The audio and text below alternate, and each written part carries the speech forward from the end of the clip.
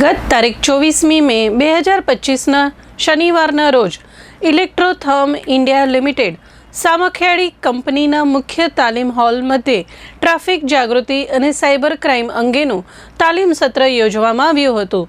આ કાર્યક્રમમાં સામખિયાળી પોલીસ સ્ટેશનના પીઆઈ શ્રી વી.કે. ગઢવી સાહેબ, હેડ કોન્સ્ટેબલ શ્રી નરેશભાઈ રાઠવા અને કોન્સ્ટેબલ શ્રી રાજેશકુમાર જોશી ઉપસ્થિત રહ્યા હતા।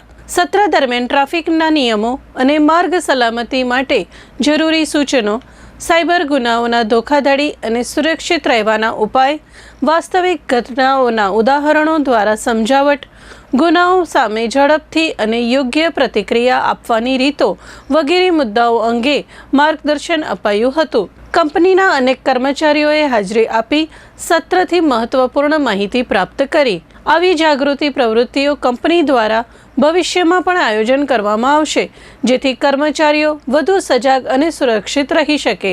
આ મહત્વપૂર્ણ સત્રનું સુસંગત આયોજન જયવીરસિંહ જાડેજા દ્વારા કરવામાં આવ્યું હતું।